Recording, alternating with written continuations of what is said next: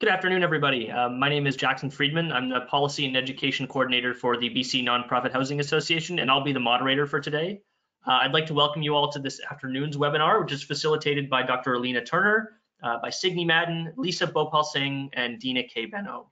The webinar is being presented by BCNPHA in partnership with Helpseeker and Turner Strategies. We'd first like to acknowledge that this webinar is being delivered from various locations on the unceded traditional territories of the Coast Salish people, home of the Musqueam, Squamish, and Tsleil-Waututh nations. We acknowledge that many of you are currently located in the ancestral homelands of Indigenous peoples across the province, each with their own unique traditions and history. At this point, if you have any technical questions or issues, please visit the GoToWebinar support URL at support.goto.com/webinar. Before we begin, I'll give you a brief outline of the format. The presentation will be approximately 90 minutes, which will include an open question and answer period, and our goal is to finish up by around 1:30. At any point during the session, please feel free to type your questions using the chat feature, and then we'll do our best to address them during the open Q&A segment. The webinar is being recorded and the audience will be muted, which means that you can hear us, but we won't be able to hear you. Again, please type your questions in using the chat feature and we'll get to them that way. A recording of the webinar will be sent out within a day or so, and you'll also be able to access the PowerPoint there, so you don't have to worry if you've missed anything today or take copious notes.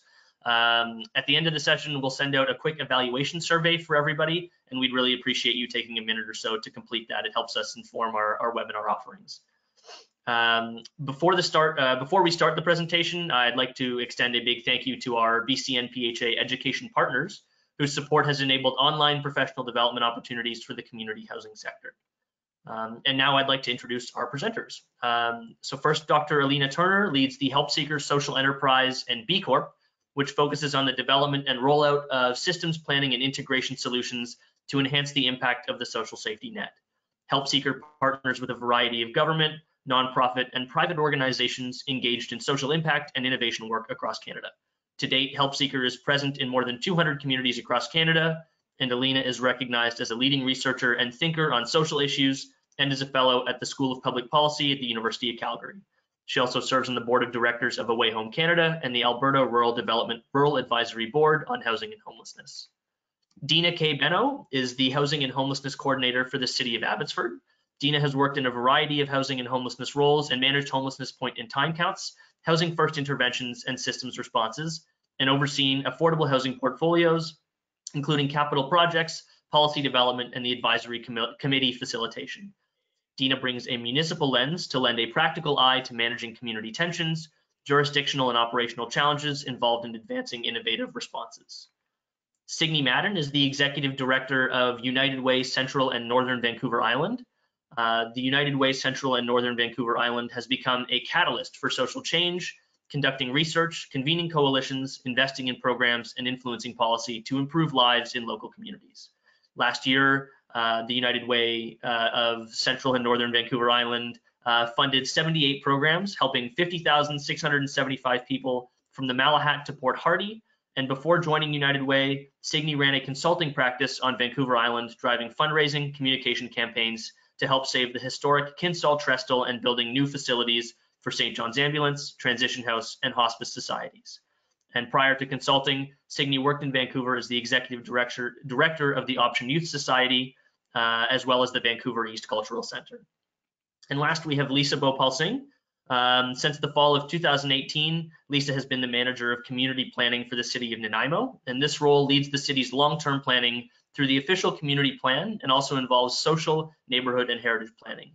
Lisa is the staff lead with the city's Health and Housing Task Force that is currently adjusting its strategic work to address shifts needed to address the impacts of COVID-19 for vulnerable community members, especially those who are unsheltered. And now I will turn the presentation over to them. Thank you very much, and I'll be back towards the end for the Q&A. Thank you very much, and again, a thank you to BCNPHA's partners in this work and having given us the opportunity to share some of our thoughts today on coordinated access and assessment during COVID-19.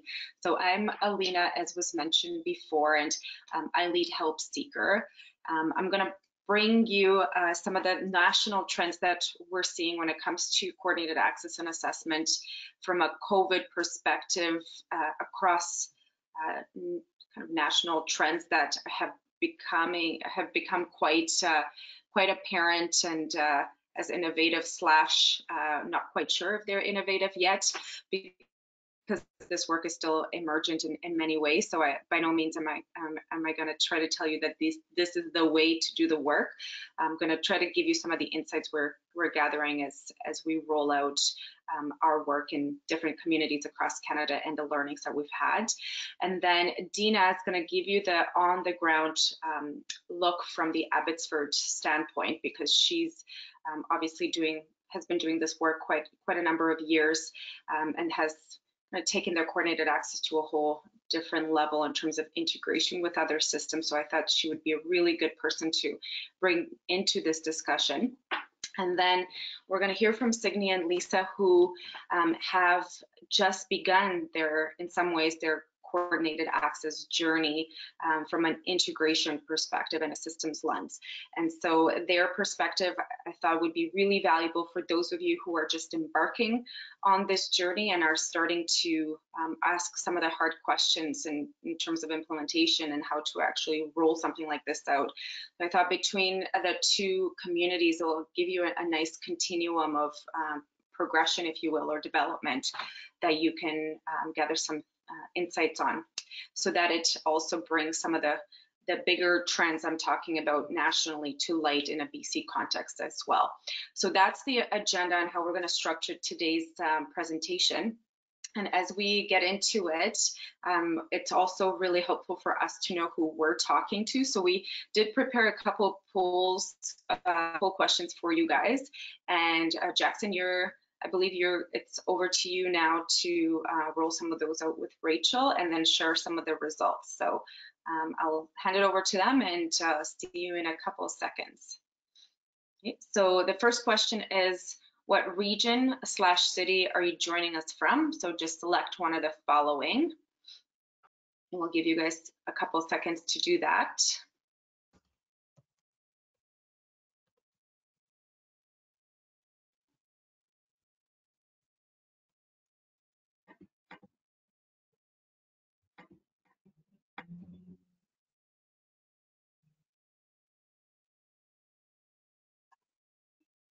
All right. Once we close the poll here, I'll provide some input on the responses. So okay, the island and Lower Mainland. Okay, oh, we didn't get anybody from the north or the interior. Okay, all right, and some other. All right, let's go to the next question.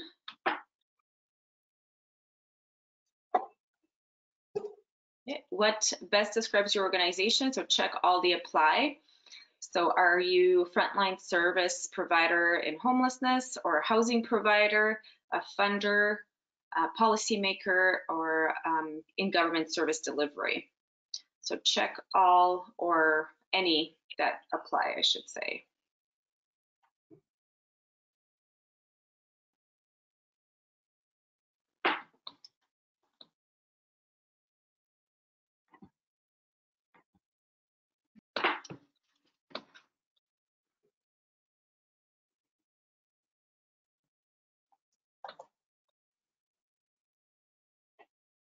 All right, so about a third, 50% housing providers.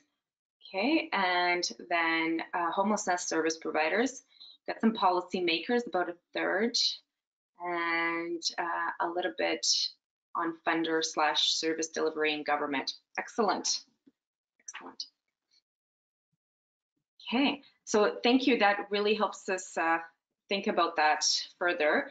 And I believe this is our last one. So what stage is your community at when it comes to coordinated access and assessment? So thinking about it / planning. I guess we should have added another bullet that said, what is coordinated access and assessment? So, it's that early stage, implementing in a specific sector, such as homelessness or housing, implementing across systems. So are you doing any integration in coordinated access models with justice, health, education, etc.? Completed implementation in a specific sector, so you're fully rolled out, whether it's in homelessness or justice.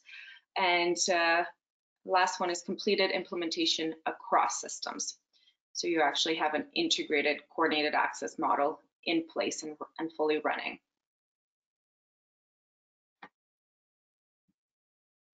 So, okay, so lots of folks thinking about it.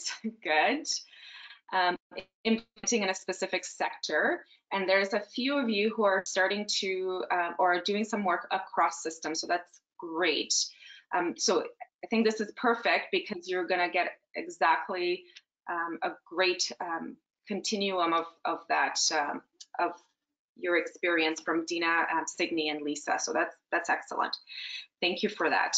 So I guess with that, we'll get going into my side of the presentation. And Jackson said a couple of things about Helpseeker as well. So those of you that aren't familiar with us, we're a B Corp that focuses on scaling innovation to resolve complex social issues. And obviously homelessness is one of those social issues. We work in domestic violence and social disorder or public safety challenges, complex needs around addictions and mental health. But our lens is always that all of these issues and systems that are associated with these issues are intersectional, and we need to have an intersectional approach to them so that we can develop a holistic, person-centered response.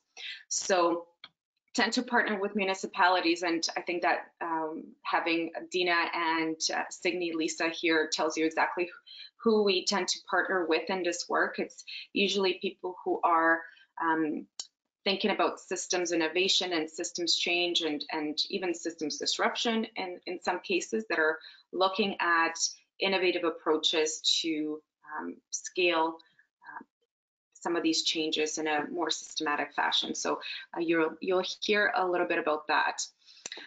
So a bit about COVID and coordinated access and assessment, and it's, you know, that's the lens we're taking to this particular session, because coordinated access and assessment has been around for quite a long time.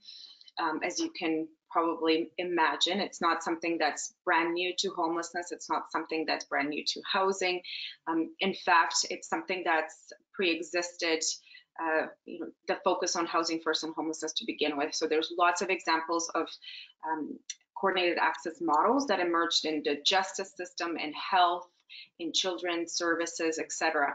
And for those of you, just because some of you are not as familiar with the concept, simply put, it's the idea that we're going to have a systematic way of streamlining when people present for support where they end up going, and having that in a really kind of set and predictable fashion, so that the end user gets the same story and has a clear user pathway to the right services. So that's the objective of it, is to make that pain point go away for the end user that's having to go to different services and having to tell their same story and over and over again, and not getting the same answer, or not finding the right services ultimately, despite those efforts. So from that perspective, coordinated access and assessment is not rocket science. However, because it's layered on top of such complex social services that we're all dealing with, it does become quite a feat to put a new practice, you know, into the frontline experience, and that's primarily because of the funder rules around data sharing, the funder expectations or government expectations about information management, etc., and even program operations as well. So it's when we layer the politics around that, it becomes quite complicated. And then lastly, or not lastly, but importantly, the impact of COVID on all of this has complicated matters even further. So what we're seeing in terms of coordinated access rollout in different parts of the country is that coordinated access as a concept is actually quite well suited to help us respond to the pandemic. So this concept of streamlining access to supports, obviously when you're dealing with a response to the pandemic, you can see how that would be a very valuable component to have in place as part of your social response for vulnerable populations. Now, because of social distancing, et cetera, what we're seeing emerge are is a lean into digital access options, obviously. So rather than leaning into the concept of a physical hub, which is the case in many communities, the concept of coordination of services literally manifested in the creation of one-stop shops, which have a physical presence in a community. So Sourced in Calgary is a really good example of that, where there's different services for people experiencing homelessness in one location. Now, obviously, when COVID hit, there was a huge implications in terms of operations of such sites, where many of them have started to go digital and have tried to translate that process into a digital application or digital presence. The other piece that's been leveraged as well, we'll talk about, has been the use of diversionary and early intervention programs, so that we divert people from shelters in particular, especially because capacity in shelters has been affected because of social distancing rules within these sites. So there's been a lean into homelessness diversion in particular, to try to keep folks housed as much as possible. So, and I'm speaking specifically around the housing and homelessness sector, because as you'll see in my presentation, there's a lot more going on when it comes to the integration with other systems. Now, the one piece that has been challenged has been this concept of prioritization. So in coordinated access and assessment, especially from a federal perspective, and lots of the funding rules that come with some of your operational dollars, tend to prioritize certain populations for service. So chronic homelessness in particular is kind of top of mind when we think about that. So there's been a push in the last number of years to serve chronic homeless people first, if you will.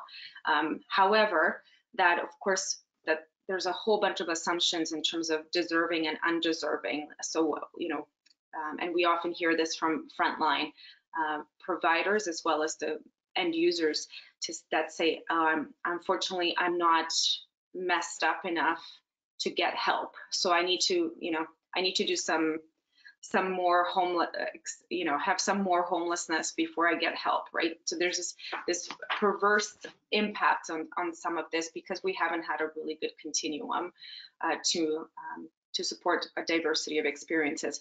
With COVID, though, that's been really, really challenged, because now we have the need to prioritize based on if you're immunocompromised, but you're not chronically homeless, does that mean you do get help or you don't get help? So lots of tensions around prioritizations have emerged, and I'll show you how folks are handling that but the point being is that we've had to shift. We've had to take these new vulnerabilities into account and have had to layer them on some of the more traditional ways of prioritizing. And then lastly, there's kind of, I don't want to say it's a new thing, but it's definitely an emphasis on this concept of system navigation. So how do we move people quickly through, much more quicker than we have in the past, and how do we train up so that we have mobile coordinated access expressed through system navigators, rather than us having to do everything at the coordinated access site, because it becomes a bit of a backlog when you're dealing with a pandemic situation. So that's what we're seeing in terms of national tensions or opportunities. The emerging practices, and I think I talked about these at length, but if you're interested in terms of practical pieces that we're seeing as well, I listed some of the common ones here that have emerged on the ground. So obviously moving operations to a much more digital interface, even changing the way we collect consent and signatures, reducing redundant information collection. We just don't have time for some of these. The paperwork that we found was actually, do we really need to know this, or do we just need to get people housed, right? So there's been a kind of an emphasis on cutting the red tape when it comes to some of these assessment packages. The physical access points have obviously, just everything else in your life has gone through this process of physical distancing, and it's the same here as well. The interesting part is that we're now seeing hospitals and medical centers become access points into coordinated access as well, which means training physicians, nurses, and some of the social workers in those sites on coordinated access protocols as well. So that's interesting, especially when there's partnerships on isolation units. And then I believe I touched on the prioritization earlier, that the emphasis on safety, on age, pre-existing health conditions has taken precedence over chronicity in some communities, or has been an added layer. The automation of referral matching definitely has been kind of a top of mind for innovations in terms of by names list and creating a much more automated process to do some of that work on eligibility and matching. And then, of course, you can probably imagine, or not just imagine, but you know much better than me that you've had to change the way housing delivery actually occurs. And I did a webinar with social housing providers with CMHC in the past. So if you're interested in that, I won't belabor it in this presentation, but there's definitely been a whole bunch of ways that social housing has had to change how they operate, but also how we do housing first. So not having case managers be able to have face-to-face interactions has meant that we now have to have an allowable cost for technology for clients to be able to do video tours of a new unit and doing that on their device versus being there in person. Obviously pictures of units, online signatures, like I mentioned before, and then of course Vancouver, lots of you are from the island / the mainland, so you know lots about the need for hotels that has been brought into play and how we're leveraging different community sites for social isolation units. So that's certainly been top of mind for service delivery. So a couple of examples I thought I would just highlight if you're interested in finding out more. These are some of the ones I would take a look at. But of course, the temporary hotel component has been something that's flown from coast to coast. Like that's been the go-to for sure. But as you can see here, there's some interesting innovations or new practices that are being experimented with from St. John's in Edmonton, City of Toronto. So just some of the initiatives that we thought that we've seen emerge as interesting. And again, by all means, these are just to give you an idea if you wanted to do some further looking into them. So the other piece that I wanted to touch on too, because some of you are, you might be in the housing homelessness space, but what I know about working in this sector for last 20 years is that we're not just homelessness and housing. We are part of a social response that includes and is intersectional with a whole bunch of other issues around basic needs about social inclusion, safety, and resiliency. And so we have come down to this concept of well-being to help us think through the connections between housing and homelessness and these other elements of well-being, because at the end of the day, you can house someone, or you can put heads in beds, to be perfectly crude, and truly that is sometimes the conversation, and that's fair. But soon enough you realize that, or not necessarily realize, but you know very well that income needs to be dealt with.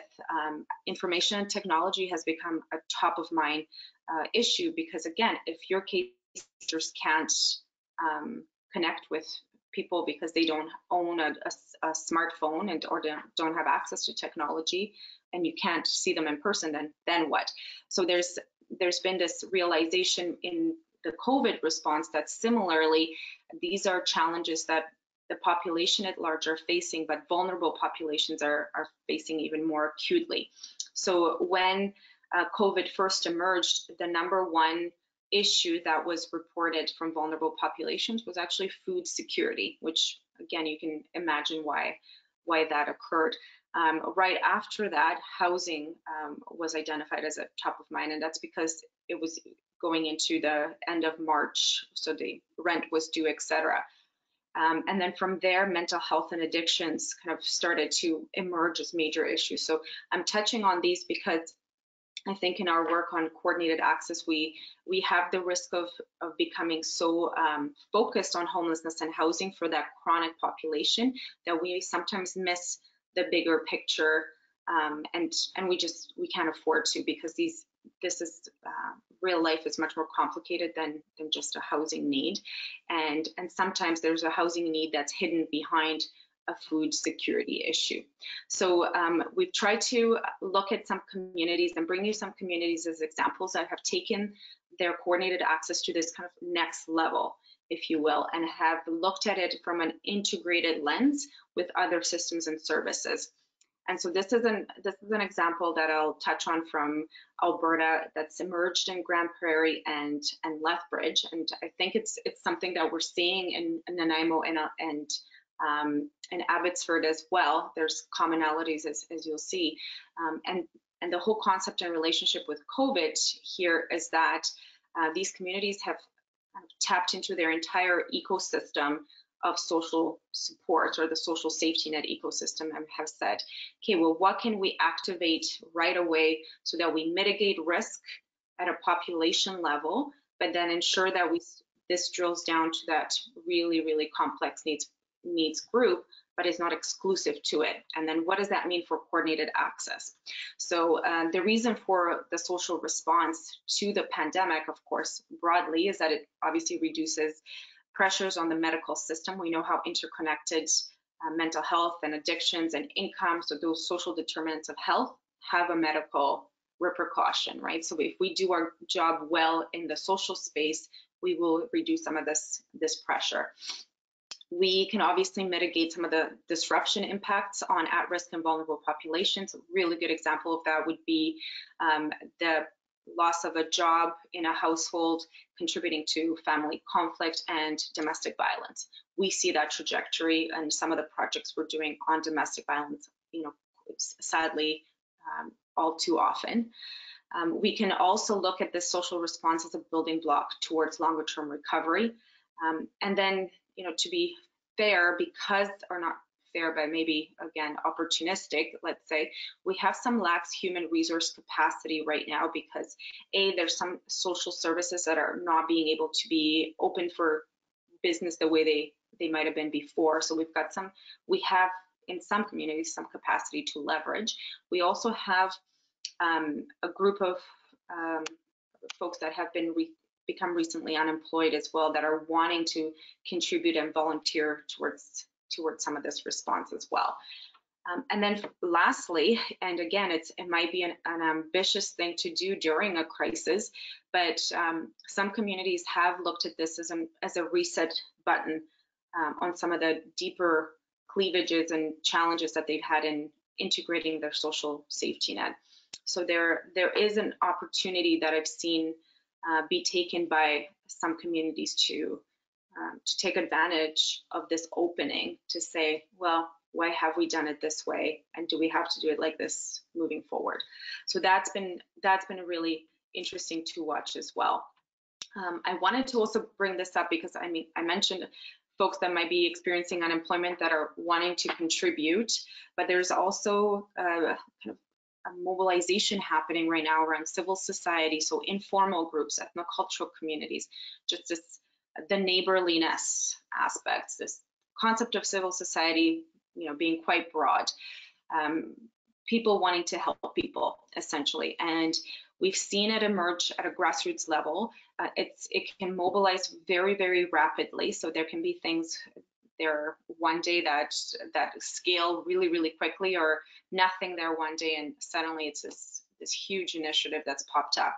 So that's an interesting piece to think about in the context of homelessness and coordinated access as well, because there is this capacity that's wanting to help, but of course it needs to be directed effectively. Obviously it's a great way to complement the formal system and to leverage non-traditional assets, so the business sector, the faith sector, informal groups, and volunteers. And again, I'm saying this because I'm seeing how it's been harnessed in some of the communities that we work in, where the faith sector, for instance, takes on the transportation aspect. So how do we get folks that have been triaged from a shelter through coordinated access? How do we get them into an isolation site if they exhibit symptoms?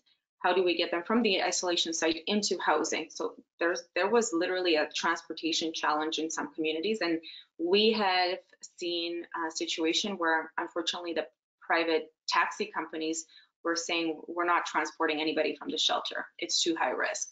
So now in other communities, it's quite it's a different situation where you have some private sector transportation assets that are off the grid and are not going to do it, and then you have some that step up and absolutely become that go-to.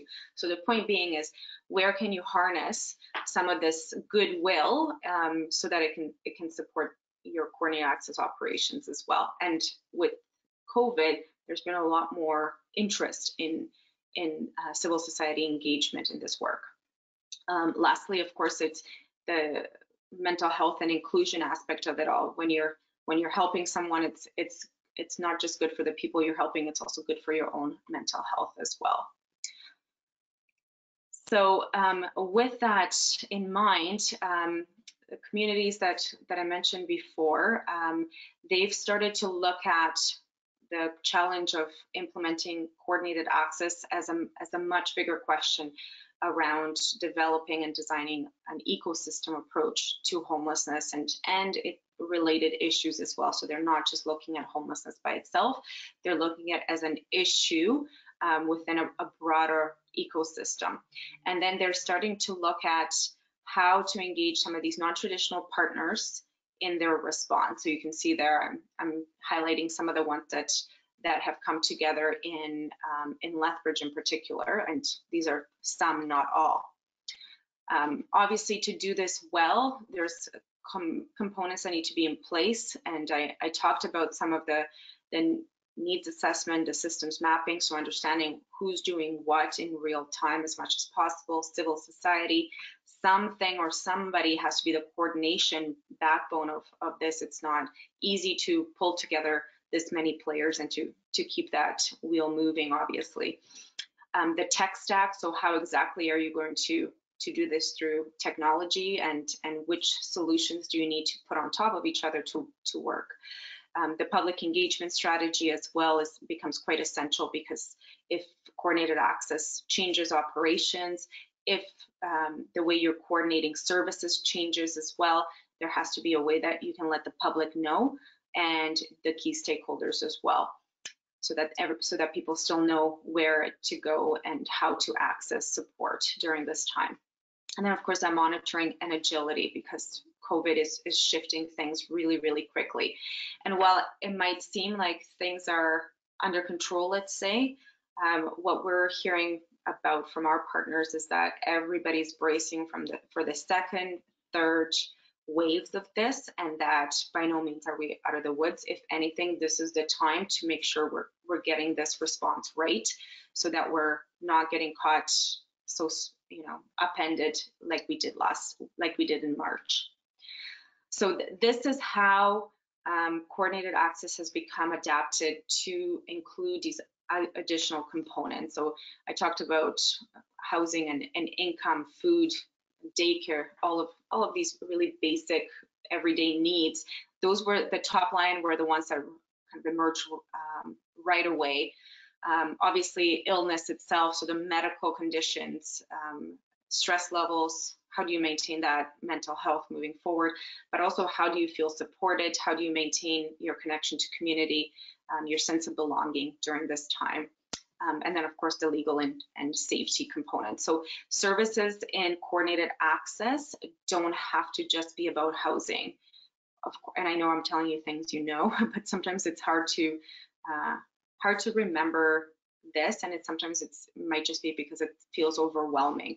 But if we only deal with one aspect of it, then we're not doing the right thing by the people we're serving, because people themselves are not just one issue at a time either. So another example as well of how coordinated access has been adapted in, this one is an image from Lethbridge.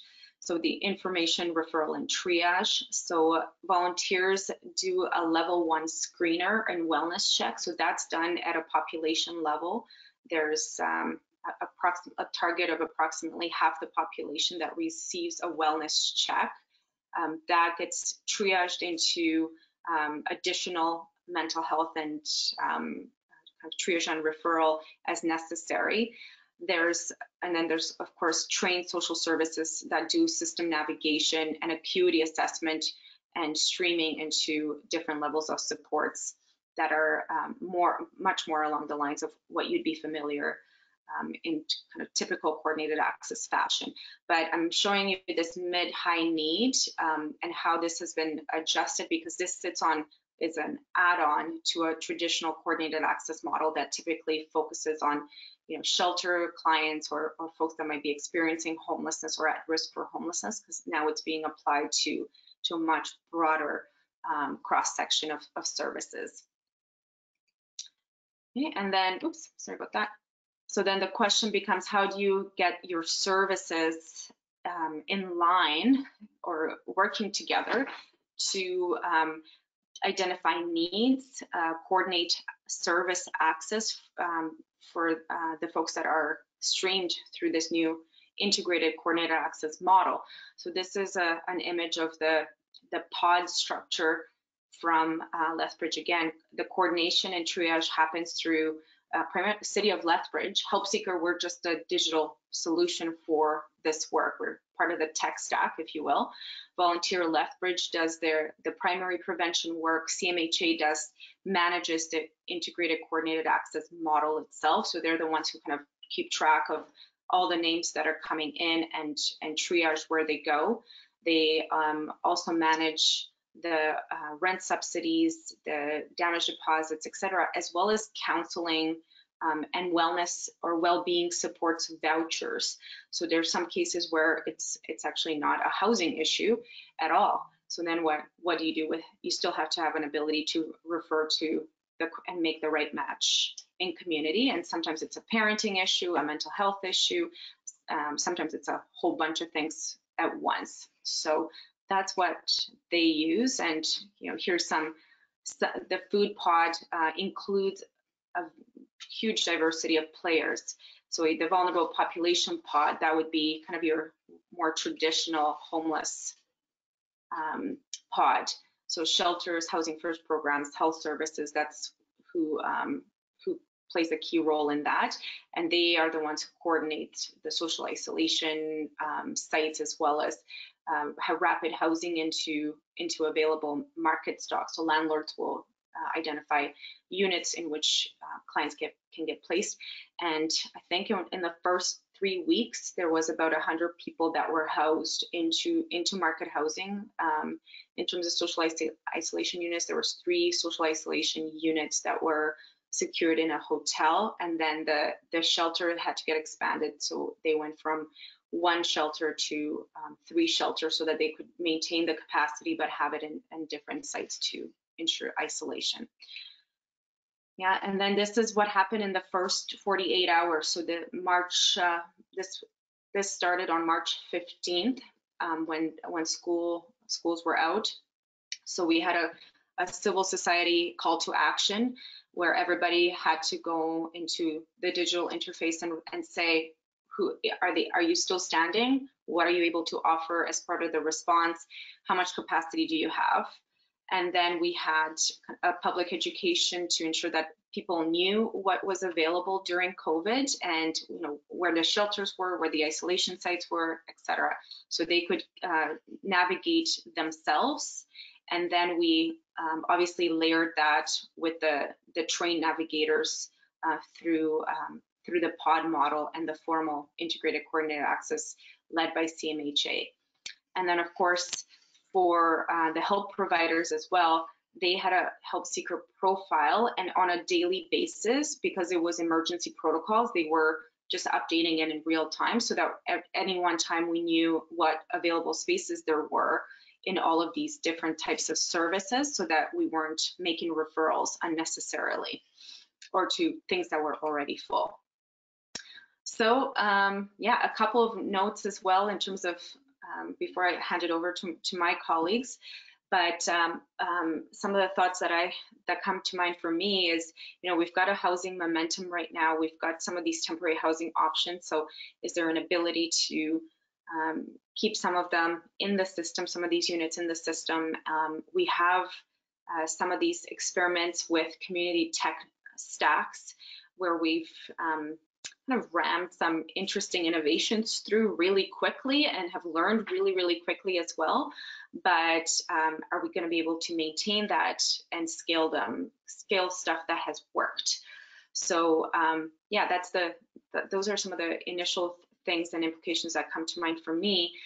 From a systems planning perspective, because we now have some of the health system partners on board with homelessness and housing, in some instances in ways that we weren't able to integrate with before. So having the ability to have medical teams go on site visits with housing first workers, so actually to truly have an integrated approach, that's a huge opportunity that some of you might have in your communities, but that's not necessarily the case across Canada. So now that we've seen how important the health and housing connection is that something that we can cement moving forward?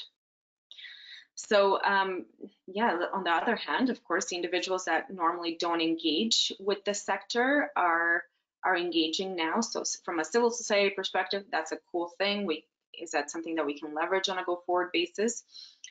On the other hand, we have new clients that never had to tap into these resources before. So sometimes that engagement long-term is not necessarily desirable. So what is that going to mean? And then lastly, a little bit about the staff that we're hearing about burnout quite a bit. I know that Canadian Alliance has done some work on best practices and how to keep this sector healthy as well. That the long-term care facilities come to mind, and I wonder if and when that's going to hit our sector in a similar vein, and what that's going to mean for our sustainability as well. So those are the things that I'm thinking about. But in the end, and this is my conclusion, it really has spelled for me the need for this integrated cross-sector support versus just kind of small thinking about, well, if we just kind of put these two things together, then we're done and it's a check mark.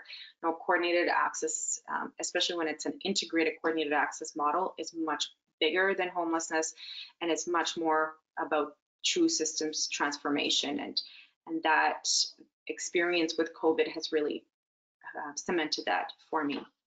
It's also cemented for me the value of system navigators and systems mapping, and how critical it is if you're able to know in real time who your navigators are, how they're functioning, and what kind of systems assets you have that you can leverage.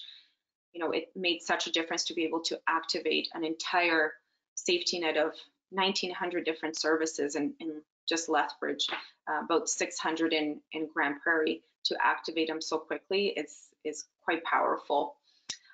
Communication, obviously, trust and relationships, all of these pieces that we can, we had in place before, but seeing communities come together with unlikely partners and seeing the trust build has been really encouraging as well.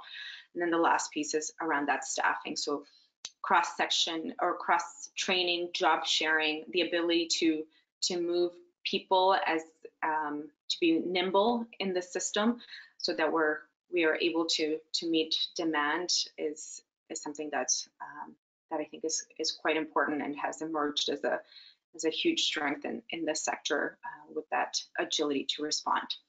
So with that, I will hand it over to Dina to tell you more about Abbotsford and their learnings during this time. Thank you, Alina.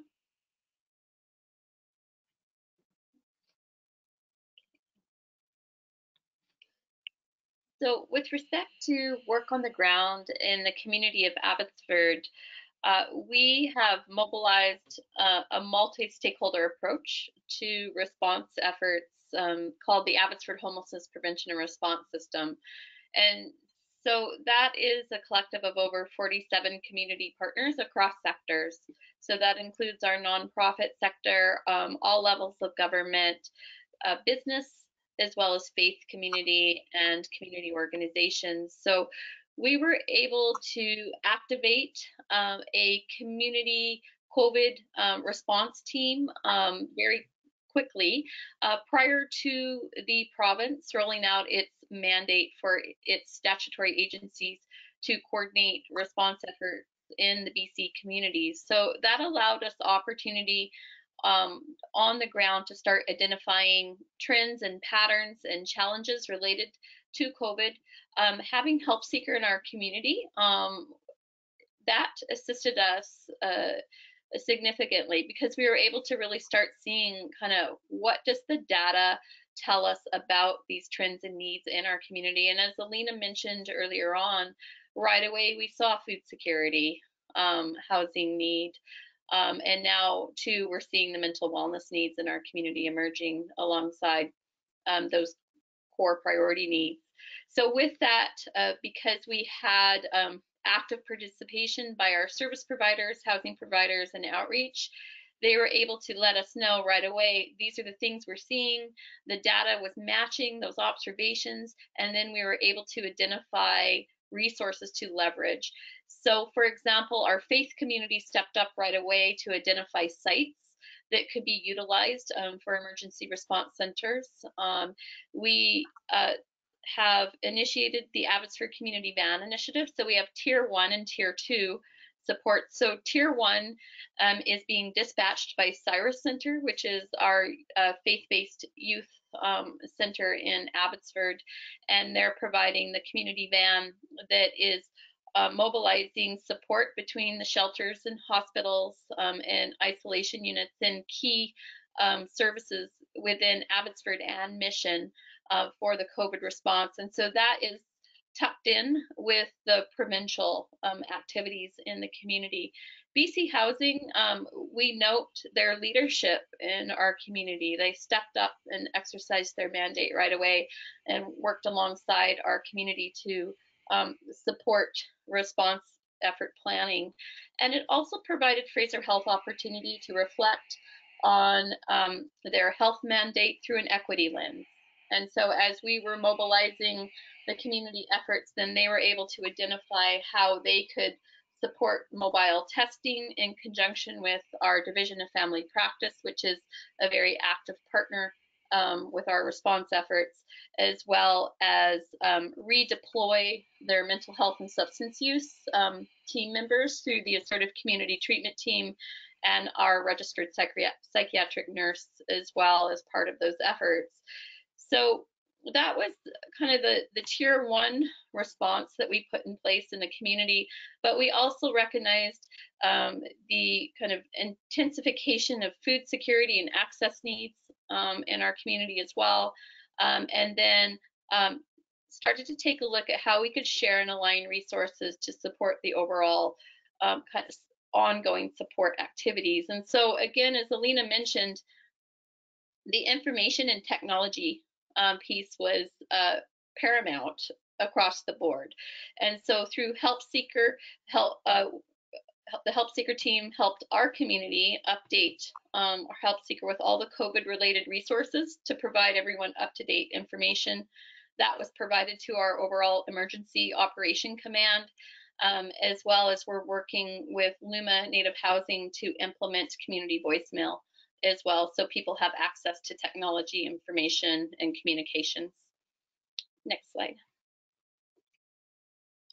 So as I mentioned, the homelessness prevention and response system, we work across systems and sectors, so it's integrated between the housing, shelter, health, and community and integration aspects. So we're looking at that through the lens of 3 streams of service delivery. So emergency and crisis response, accommodation and support, and then the prevention and diversion stream. We always recognize we will have emergency response or critical response in our community, but our goal is to move farther upstream into as we go with our efforts. And so that's really been our focus of our coordinated access to date. Next slide. In addition, because I work directly with the City of Abbotsford, our unit, the city's housing and homelessness unit, we applied for Union of British Columbia municipality funding to conduct our housing needs assessment, to develop a child care space inventory and action plan, a poverty reduction strategy plan, as well as an age-friendly policy updates. And the way we're utilizing this funding is to develop an overall community infrastructure development strategy. So again, Helpseeker is working with us to be able to conduct the data-informed analysis required to support a strong policy foundation.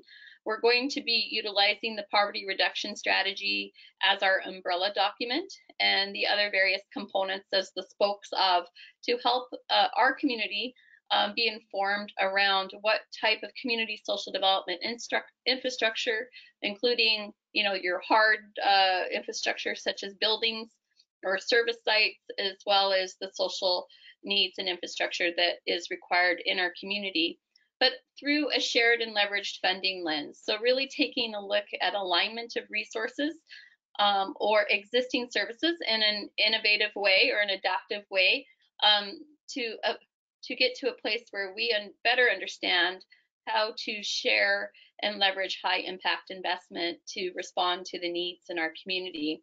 So this information will go forward to our City Council for formal review and adoption, and will be the start of our community's community infrastructure policy action work moving forward.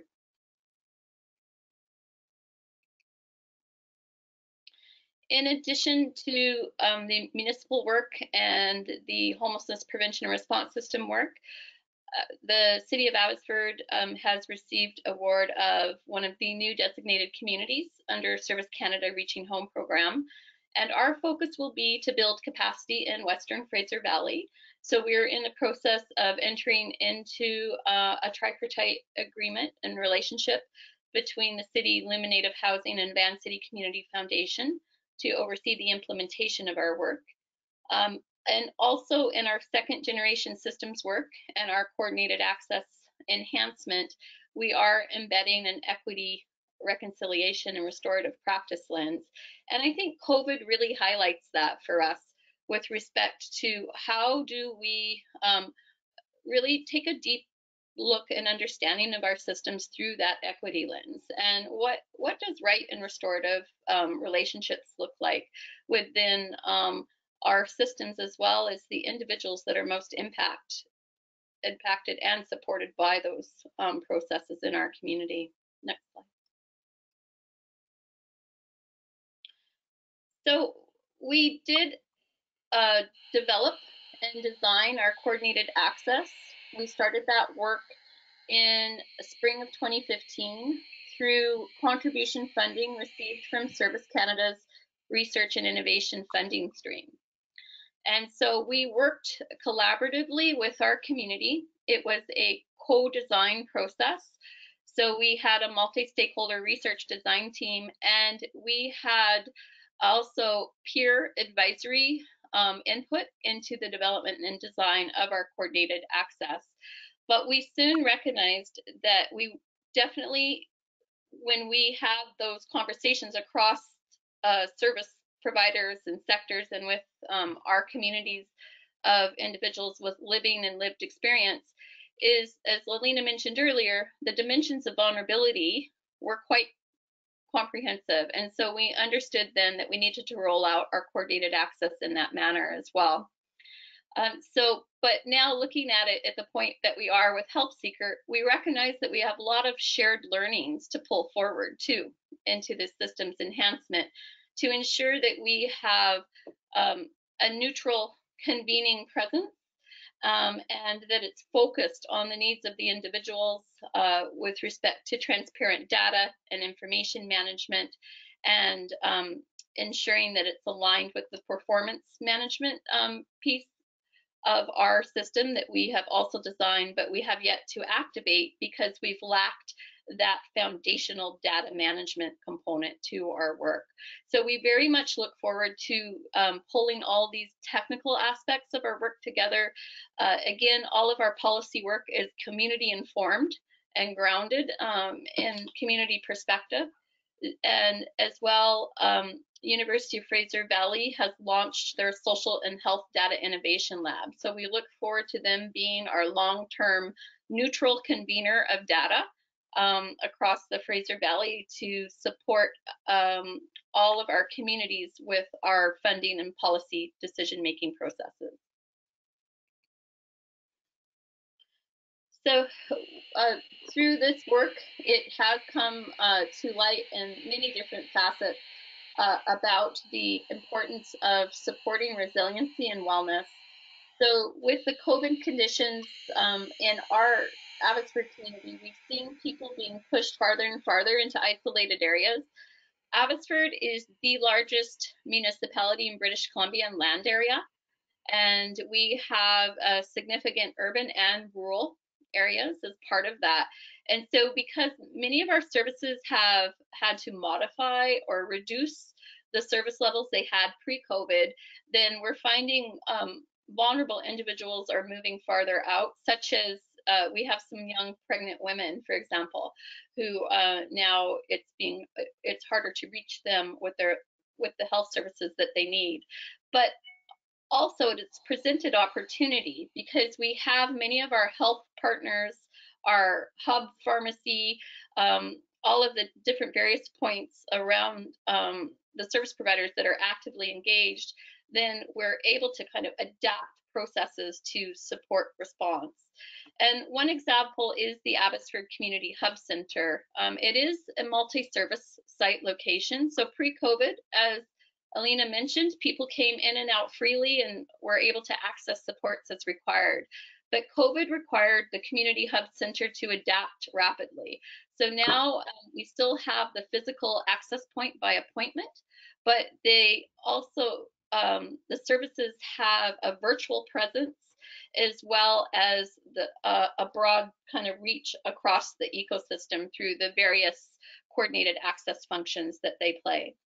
In addition to that, the City of Abbotsford and the Abbotsford Police Department worked together, and we received provincial funding for Situation Table. And so we will be working with Helpseeker to link that with our coordinated access function as well. And so our next real focus on our coordinated access is looking at how we can foster healthy pathways from correctional institutions into the community by activating those various components and sectors within our coordinated access.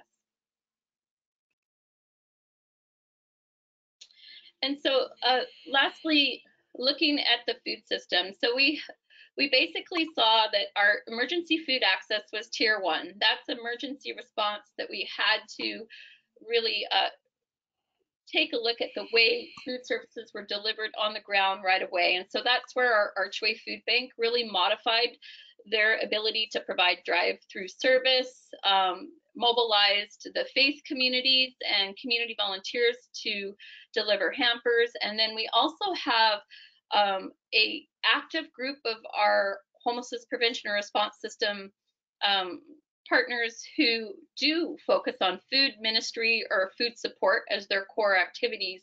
And so they have been able to work together to understand the emergency food needs. We've also received supplemental dollars through Service Canada to support grocery card access and a community food center grant as well. But what we're really seeing is we need to scale up these efforts and transition into the new normal. And so through active involvement of the Food and Farm Collective, University of Fraser Valley looking at our agricultural receipts, what is surplus, food stores, and many of our local businesses working alongside with the City of Abbotsford and our homelessness prevention and response system. We're actually getting closer to being able to activate a storefront that will have cold storage so we can repackage and process food to support our school district and the families and children with ongoing meal preparation, as well as kind of being able to activate our food infrastructure at all points, from farm to table to food literacy. And so that it's been work that we had been focused on pre-COVID, but COVID actually really picked up the pace. So I think it goes back to the way of what Alina was speaking of earlier, is that really these COVID conditions, even though it's brought challenge, it's also brought immense opportunity for us to really delve deeper to understand how our systems can be activated in a more nimble and responsive manner. And I said, I guess, so my question back to the dialogue is, how do we maintain some of this responsiveness? And, you know, some of the systems that we're able to adapt during these conditions, how do we foster that ability to maintain into this new normal in a way that we're applying an equity lens and that we're continuing to work at a deeper level to respond need and to build these restorative and sustainable relationships in our communities to foster resiliency? So thank you, everyone. Oh, and I guess I did have one more slide, but that's really what it was about. I think you said it. I think you said it. That's great. Great. Awesome. Awesome. So over to Signe and Lisa for the Nanaimo viewpoint. Hey, good afternoon, everyone. I'd like to start by acknowledging that both Signe and I are living and working on Nanaimo First Nation territory and express our gratitude for that. So hope you're all doing well and maybe eating a snack while we talk to you through your lunch hour. So Signe and I are going to tag team. I've been with the city about 1.5 years in my current role. Signe has been the executive director of the United Way and a key person in the Nanaimo Homeless Coalition. So she and I will go back and forth over Nanaimo's journey with regard to where we are with COVID and how that fits in with the coordinated access journey that we're on. So if you could go to the next slide, Alina. So what we have here, and I'll start by saying that both Dr. Turner and Dina Kbeno are working with the city to help us advance and accelerate the work we're doing with coordinated access and looking at how our system of services programs are being used and operating in terms of the need we see in our community. So here you see a roadmap that basically shows the process we've been on with Turner Strategies, and also the point at which COVID plays an integral role. So you can see that we started this work back in December 2019. We reached a point where we were doing quite active community engagement and information in something called design workshops and dialogues. And we ended up having to cancel about 15 of, a large number of them, 12 to 15, right that week of March 16th, around that time when it was no longer safe for us to continue. But prior to that, we'd conducted about 11 or 12 with a range of community groups that was very key. So where are we at? I'm going to go back in time a little bit. So the city of Nanaimo has had a long legacy of social planning. Some of you may know Felicity Adams, Alison Millwood, and John Horn, all of whom really laid the foundation for where we find ourselves today. And on the one hand, while we've seen, like other communities, we've been hit quite hard by the opioid crisis and a shift in what homelessness looks like. And at one point, I think Nanaimo was actually considered a leader in its housing first approach.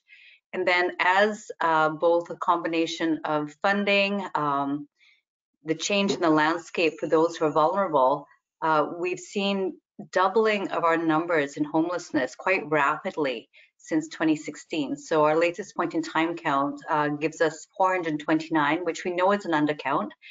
Estimates from agencies on the ground of the RCMP are upwards of 800. So our framework is rapidly changing, and then COVID, we anticipate, will further exacerbate the need in our community. So I'd like to actually turn over to Signe, because one of the important things that Nanaimo has had is we've been a designated community receiving federal funding. And the United Way has been our community entity and really helping us steer that work through the Nanaimo Homeless Coalition. Why that's important is where we came from helps us guide where we go to post-COVID. So Signe, if you'd like to say a few words around that, that'd be much appreciated. Yeah, I think I mean, we've had a coalition operating for a number of years, and we've been blessed to have the Reaching Home, both the Indigenous and the designated funding, for over a decade. And our community is interesting in that our Indigenous and our designated funding sit at the same coalition, and the Indigenous members of the community, you know, guide those funds through that group. And what I would say is we've used the Reaching Home funding to the best of its ability, but because of the doubling in the number of homeless, and the fact that we haven't or we had not yet integrated the BC Housing, Island Health, and looked at it from a coordinated response, and more than just housing, I think is what I guess what I'm saying is we've done a great job. The community and the city has done a great job with the Reaching Home funds, but we're tested in the stress on the frontline agencies, and obviously we need triple the amount of housing to actually help folks. And so that's why coordinated access is so key for us. And I know that some of the urban modeling we've been doing with Dr. Turner, with Alina, is seeing, there's choices that we can make through our coalition and through our task force at the city to, if we change how we function, we don't necessarily have to get triple the amount of funding. We can do it in a more efficient way, change how people are delivering services on the ground. So I would say we've got a long history of the city nonprofits working together at a coalition level to invest funds, but we have not gone that deeper level to think outside of just housing and connecting with health and other, United Way and many other agencies that could be part of a coordinated access system, but they aren't. Yeah. So I'm going to jump back in. Thank you, Signe. So recognizing that connection between health and housing, BC Housing does have a form of coordinated access for a community that is tied directly to its own supportive housing stock.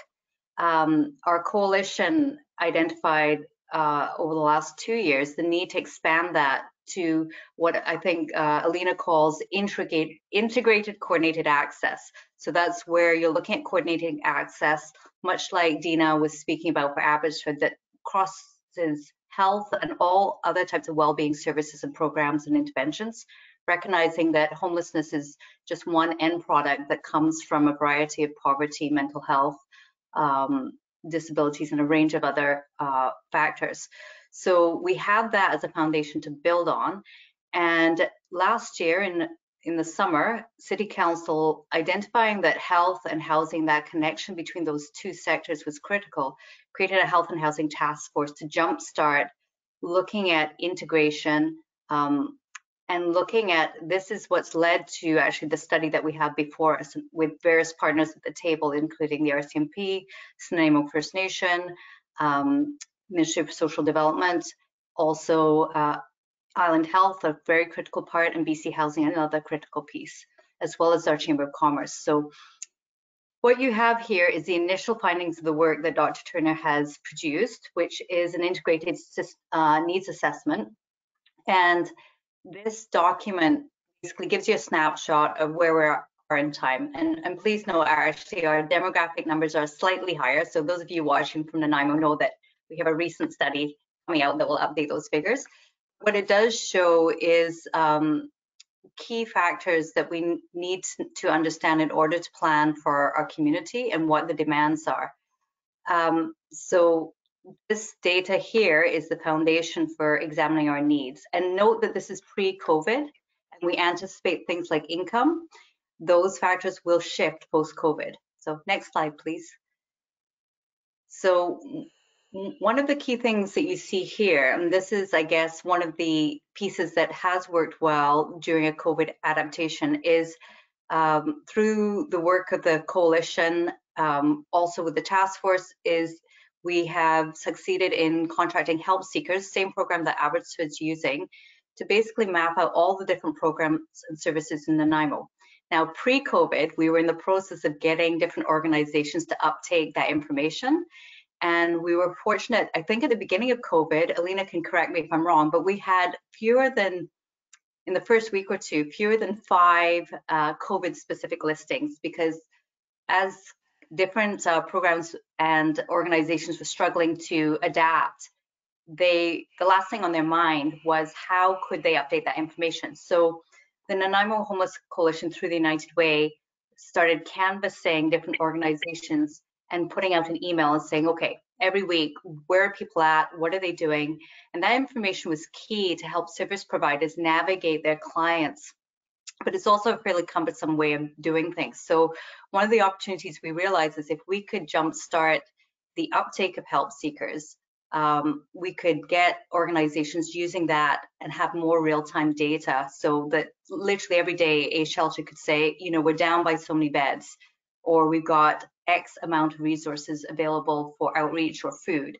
And so the city was able to realign a staff person from the Parks Department to actually individually call different organizations and help them update their information. So that actually has been, I think, a good outcome of speeding up the process. Signe.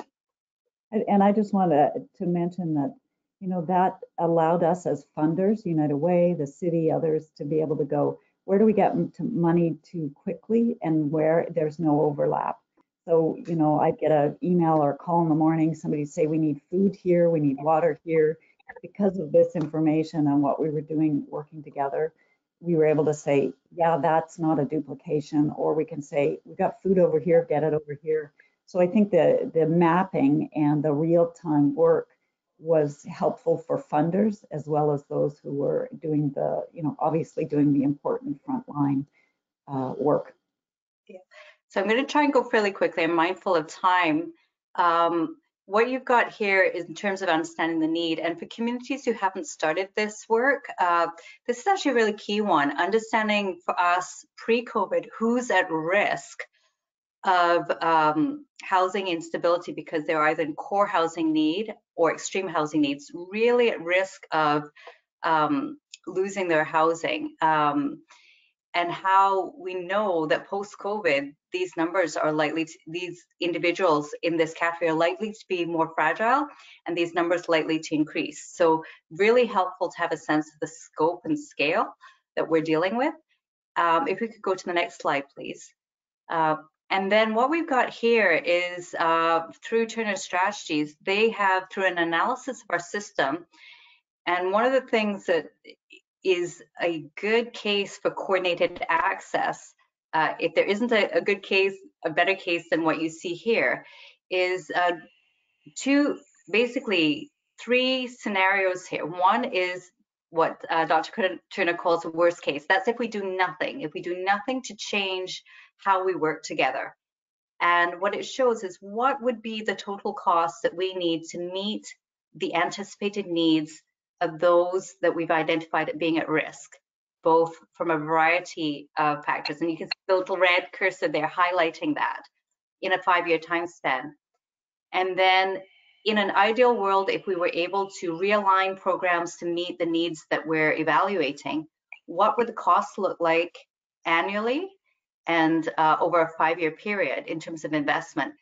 And now what this figure shows is not only additional money that's needed, but how we can realign the money that we already, or the investments we already have, to better meet the need. Now, Dr. Turner has given us a likely scenario because you can't just turn the Titanic on a dime. And this is one where in the next 5 years is a more realistic way of how we can realign across all organizations and sectors to make better use of the funding and programming, making sure there's as little overlap as possible, and ideally working towards, in 10 years, I would say, the best case scenario. And Alina, I don't know if you'd like to jump in, because clearly this is your information, but this to me, these preliminary results that we're getting from the work is really key, and it will need to be adjusted post-COVID, but it really gives us a sense of what we're working with. So over to you, Alina.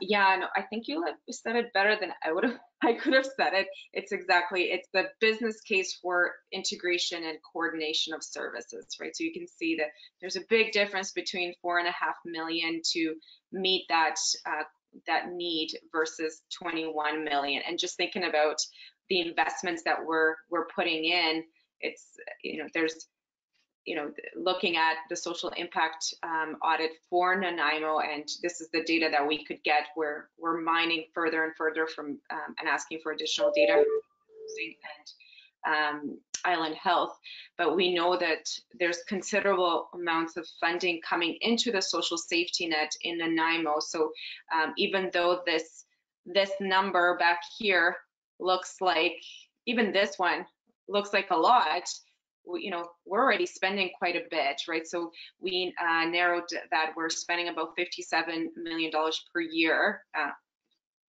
Forgive us, we forgot the million in here. We're spending this already on a yearly basis. Now, if we have the opportunity to optimize this 57 million, and if we do that well and add between 5 to 10 million onto it, we could solve chronic and episodic homelessness and mitigate that heavy risk in the at-risk population as well. And to do that, back to what Signe and Lisa are saying, is we need to do a better job of integrating and leveraging coordinated access as one of the key strategies to achieve that integration across sectors. So over to you guys if you wanted to say anything else. I just wanted to make a comment that, because this is a webinar about the COVID and how we've responded to COVID, I mean, one of the things we're concerned about is which nonprofits are not going to survive and be out of the landscape. And we're mapping that out, United Ways, because the old, smaller nonprofits that maybe can't run their special events and all that may just close their doors in the coming months. So we have to plan for that. So that's a negative, but I think a positive out of all this is what I've seen is many of the service providers, we were hosting 3 times a week the conversation with the agencies serving the most vulnerable population. And we saw them sharing staff, sharing resources, planning together, and some of the longer term solutions are coming out of this crisis. And I think that the setting the stage for a long-term conversation around coordinated access and integrating services made us ready to have this conversation when a crisis hit. So we had all these players that are participating with the city, with on the coalition and task force, talking about this, thinking about this. Then the crisis hit, and then we started talking and started to implement stuff, even though we hadn't changed policies so I think the negative side of the COVID is worrying about, we'll have an attrition of services, and that's gonna put double the stress on the others. But we're already starting to shift, I think, even without the formal policy stuff. So. Okay, thank you. And if we can whip through the next slide. So this is some of the stuff which is basically, I'll be upfront, is tricky, right? Are we a perfect community? No. Are we evolving? Yes. And this is where a lot of difficult conversations come around who owns what, where, how, when. And so this slide here is where we're reaching the stages of discussion with Turner Strategies on what the recommendations will be for how we move forward with an integrated system of coordinated access, or maybe it comes under another name, and how we can work together differently, both at provincial levels, intersecting with municipal levels, and all the while trying to avoid finger pointing, saying, well, that's not us, it's them. But how do we pivot and switch how we're doing things to better serve those on who need it? So is it easy? No. If so, we would have had this sewn up before. And so what you've got here is Turner Strategies has broken out a whole series of different areas or sectors, And we're working with this diagram, and when if we ever come back to you with the results of our study, this will look quite different. There's opportunities for what I call partnerships or maybe marriages between different sectors. Now, some of these are beyond municipal and the control of municipal and even nonprofits. It's our relationships and influence with the province and others. Can we work differently together to solve a problem that 10, 15 years ago didn't exist? Now layered with COVID, that added complication that means service providers have to do things differently.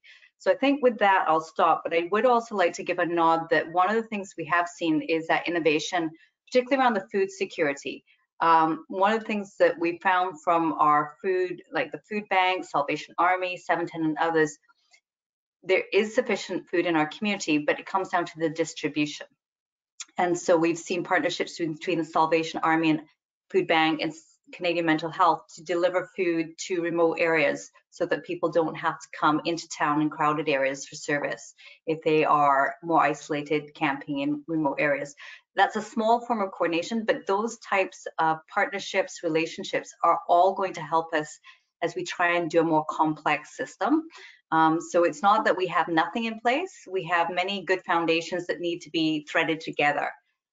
So that's kind of where we're at. And I think I'd like to thank you for the opportunity to speak. And Signe, maybe some final last words over to you. Yeah, I think the relationships are key. And when we talk about, you can have a willingness to change how you operate and go through, say, the first third of the stage of planning around coordinated access, but really it's about building trust, listening and understanding where people are coming from, and then building protocols that might be written down or multi-year to actually change, drive the change that every organization has to go through. And United Way is no different. We may have to change fundamentally how we fund. And the Reaching Home funds may be directed in very different ways based on this work. But I think relationships and taking the time to really listen and understand where people are at. And thanks also for being part of this. And obviously, I know Lisa and I answer calls or reach out to other communities for help. I'm always calling elsewhere.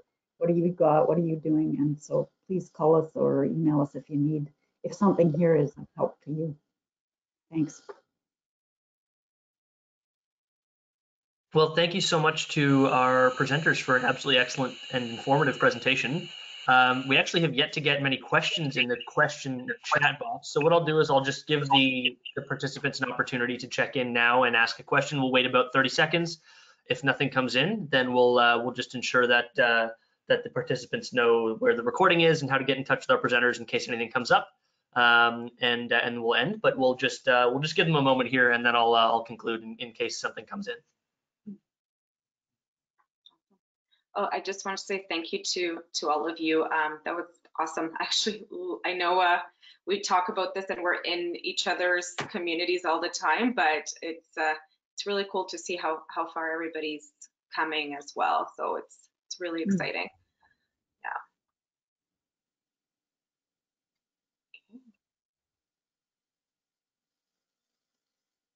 Okay, no questions. Yeah, I don't see anybody typing, and so I guess the presentation was just so informative that you guys answered all the questions that were going to come in the first place. So good job. I really do want to thank you all for an absolutely excellent presentation today. And as mentioned, we will send a link to the recording and the visual recording piece to all the participants in the next few days. And the recording will also be hosted on the BCNPHA website, which is bcnpha.ca/education/webinars. For more COVID-19 resources and upcoming education webinars, please visit the BCNPHA homepage at www.bcnpha.ca. Thank you so much again, guys. That was excellent. We really appreciate it, and we'll be in touch. Take care, everybody. Bye.